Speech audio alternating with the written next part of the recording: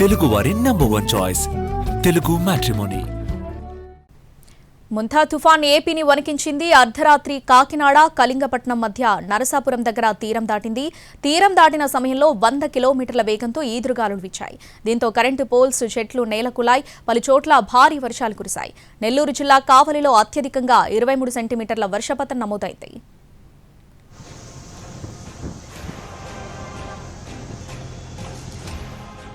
ఏపీపై ముంతా తుఫాన్ తీవ్ర ప్రభావం చూపింది.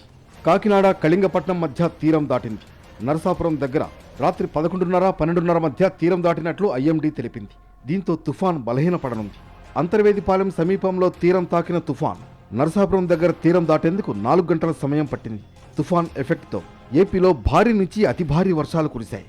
గంటకు 90 నుంచి 110 కిలోమీటర్ల వేగంతో ఈదురుగాలులు వీచాయి. రాబోయే 24 గంటల్లో ఏపీ, తెలంగాణ, ఒడిశా, తమిళనాడు, కేరళ, కర్ణాటకల్లో వర్షాలు కురిసే అవకాశం ఉందని ఐఎండీ తెలిపింది. గోదావరి జిల్లాలు, కోస్తా జిల్లాల్లో తుఫాన్ ప్రభావం ఎక్కువగా ఉంది. తీరం దాటిన సమయంలో ఏకంగా 90 నుంచి 110 కిలోమీటర్ల వేగంతో గాలులు వీయడంతో విద్యుత్ సరఫరాకు అంతరాయం కలిగింది. పలుచోట్ల కరెంటు స్తంభాలు విరిగిపడ్డాయి.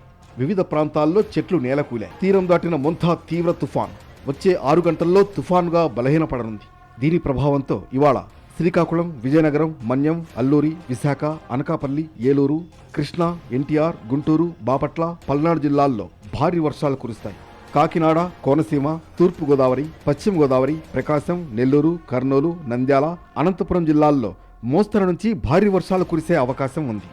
పశ్చిమ మధ్య బంగాళాఖాతంలో కేంద్రీకృతమైనటువంటి ముంతా తీవ్ర తుఫాను 28వ తారీఖు రాత్రి 11:30 గంటలకి పశ్చిమ మధ్య బంగాళాఖాతంలో గంటకు 12 కిలోమీటర్ల వేగంతో ప్రయాణించి దాదాపుగా 16.3, 81.7 డిగ్రీల ఉత్తర అక్షాంశ రేఖాంశం దగ్గర కేంద్రీకృతం కావడం జరిగింది.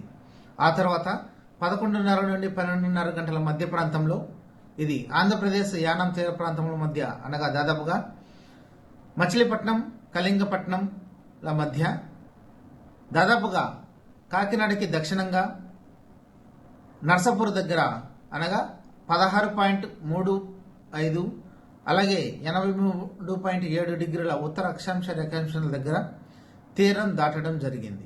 తుఫాన్ తీరం దాటే సమయంలో తీర ప్రాంత జిల్లాల్లో గంటకు 90 నుంచి 110 కిలోమీటర్ల వేగంతో గాలులు వీచాయి. సముద్రం అల్లకల్లోలంగా మారింది. అలలు పెద్ద ఎత్తున ఎగసిపడ్డాయి. రాష్ట్ర వ్యాప్తంగా 403 మండలాలపై ముంతా తుఫాను ప్రభావం ఉంటుందని, అత్యవసర పరిస్థితి ఎదుర్కొనేలా మండలాల వారీగా 488 కంట్రోల్ రూమ్లను ప్రభుత్వం ఏర్పాటు చేసింది. మొత్తం 1204 పునరావాస కేంద్రాలకు 75,802ని తరలించారు. 219కి పైగా మెడికల్ క్యాంపులను వివిధ ప్రాంతాల్లో ఏర్పాటు చేశారు. అత్యవసర సమాచార వ్యవస్థ కోసం 81 వైర్లెస్ టవర్లను సైతం ఏర్పాటు చేసింది ప్రభుత్వం. ముంతా తుఫాన్ ప్రభావంపై ఏపీ సీఎం చంద్రబాబు అధికారులతో వరుసగా సమీక్షలు నిర్వహించారు. అర్ధరాత్రి వరకు విరామం లేకుండా పరిస్థితిని సమీక్షించారు.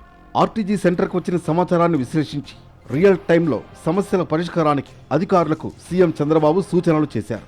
చెట్ల తొలగింపు, సబ్స్టేషన్లలో సమస్యలను తక్షణం పరిష్కరించేలా కసరత్తు చేయాలని అధికారులకు సూచించారు. సీసీ కెమెరాల ద్వారా క్షేత్రస్థాయిలో పరిస్థితిని పర్యవేక్షించారు.